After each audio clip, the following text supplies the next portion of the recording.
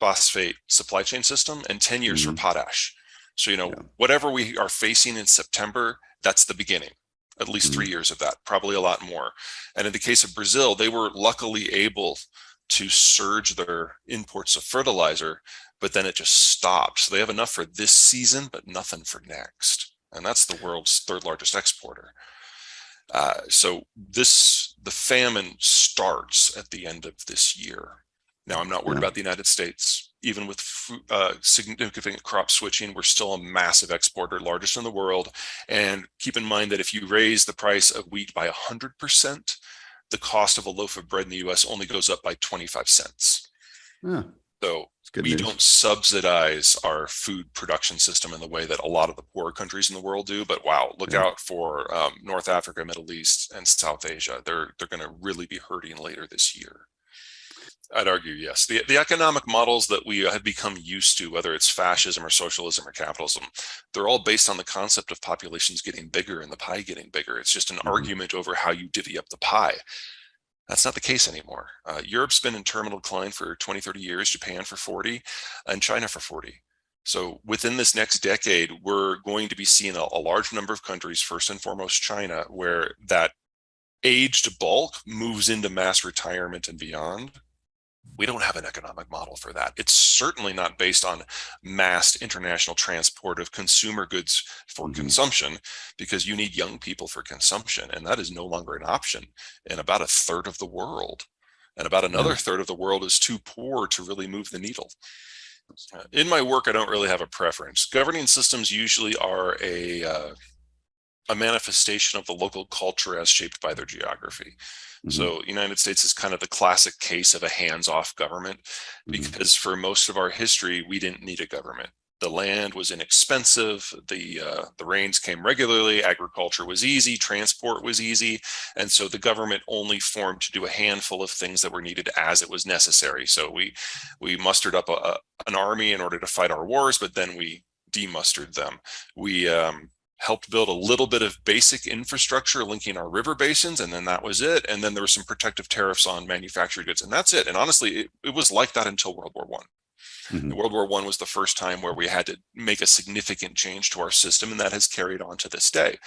But that's one of the reasons why the United States is ultimately has a light touch. I know it doesn't feel like that today, but compared to the rest of the world, the U.S. has a very light touch when it comes to Yeah. things like regulation. Yeah, fair enough. Me too. Uh, that's not how it works in Europe.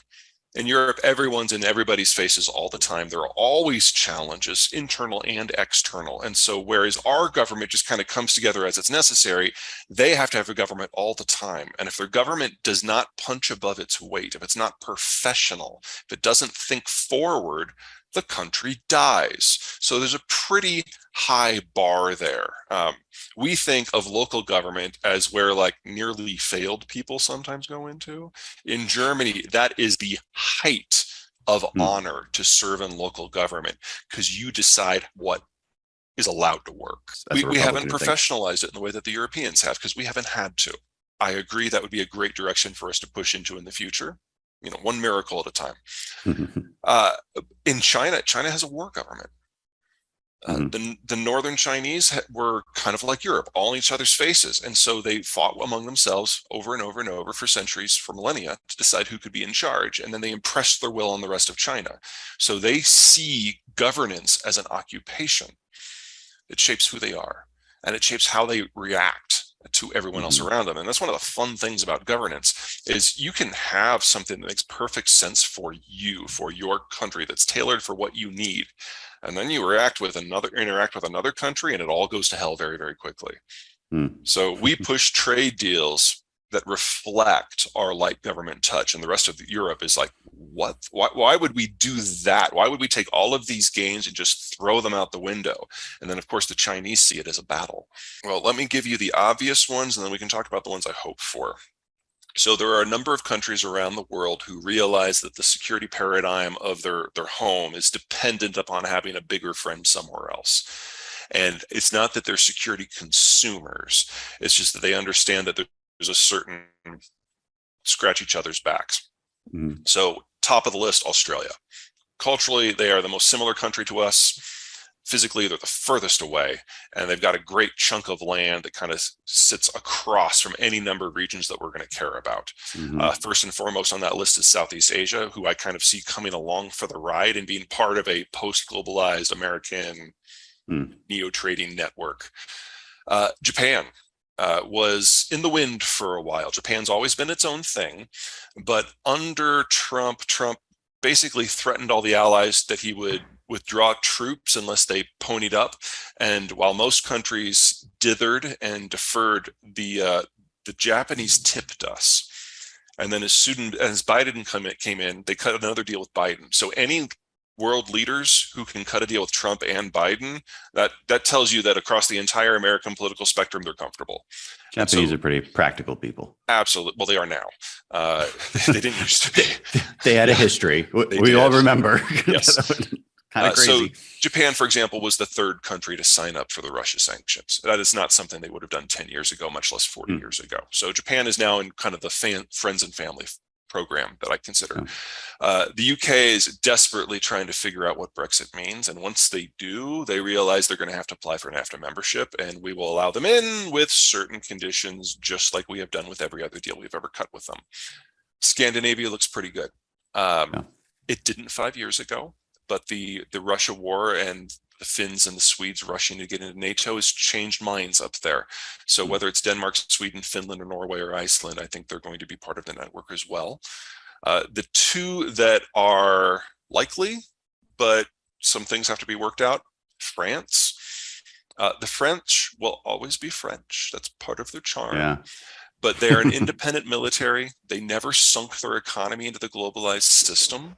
No. And they have very firm ideas about how Western Europe should operate. And they really don't care about the rest of the world so much. So they're French. Exactly. It's a situation where we have a lot in common, and the places where we clash are not core interests for either of us. And then the most important one, and the one I've got to say, they're much smarter on energy policy than the rest of Europe. Well, yeah, that's a low bar, but yes. It's a low bar. Yeah. The one that I'm most concerned about, but ultimately is most important in the long term, is Mexico. They're our largest trading partner. They're our second largest demographic partner. The southern border of the U.S. is the most crossed border in the world before you consider the illegal migration. So, this is the most important economic access in the world for the next century. I would like for us to get along a little bit better. The two things that would need to change is that people like the Mexican president AMLO just need to go away.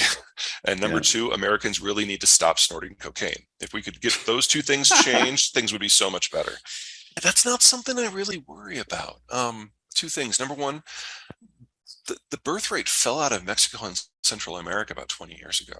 So I don't mean to suggest that this is not an issue of the moment. I'm telling you, it's not going to be an issue of 10 years from now, because there even Central America. Yeah, a little bit later than Mexico, but a sharper drop off. And that's the really urbanization trends. Yeah, exactly. Urbanization is a big piece of it. So I don't mean to suggest that migration from the South is going to stop, but the idea that there can be mass waves, they're not going to have the folks for it. And then about that, I look at the candidates that are in there, and obviously there's a political decision to be made here, and that will shape the country. But it's not like this is someone like AMLO, and it's certainly not someone like Fidel. There's a broad agreement across the ideological aisle in Colombia that they're at a moment of decision. And Chile was in this a few years ago too. It's up to them how they treat it, but they already have a trade deal with the United States. So the hard stuff is done. It's a question about what the shape of the future looks like, and that is their decision to make.